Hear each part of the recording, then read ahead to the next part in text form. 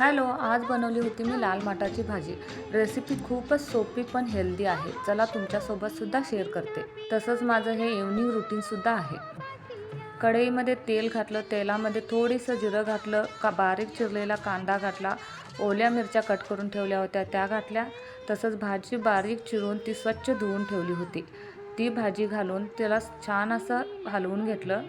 वरून ॲड केलं शेंगदाण्याचा बारीक कूट. ते थोडासा ओबडधोबड केला होता, खूप बारीक करायचं नाही. याच्यामध्ये मी लसूणसुद्धा ॲड करणार होते, पण गडबडीच्या नादामध्ये राहून छान असं त्याच्यावर प्लेट झाकून ठेवून दिली. भाजीमध्ये पाणी घालण्याची आवश्यकता नाही. आपण जे धुवून पाणी घातलं होतं त्याच्यामध्ये शिजून तयार होते. माझं बाळ म्हणत होतं की चल मम्मी, मी तुला भाकरी बनवून देते. मी म्हटले नाही बाबा, राहू दे, तुझी ज्या वेळेला बायको येईल त्यावेळेलाच तू त्याची मदत कर. छान असं हाताने भाकरी थापून छान असं भाकरी केली. आणि इथं माझ्या बाळाचं खेळखंडोबा चालू आहे आणि अत्यंत महत्त्वाचा असा अभ्यास राहिला होता, तो सुद्धा आपण अभ्यास करून घेतलेला आहे. आजचा डिनर खूपच सिंपल पण हेल्दी असा होता.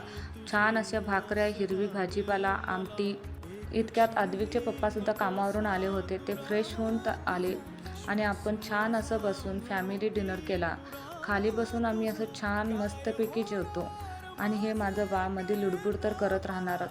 ह्याला खायचं तर काहीच नव्हतं आणि मग मला पण म्हणत होता की तू जेवू नको. शेवटी भांडी वगैरे घासून स्वच्छ गॅस ओटा पुसून घेऊन माझं किचन तुम्ही बघू शकता, अगदी छान आणि क्लीन. हा ब्लॉग मी इथंच एंड करते. बाय.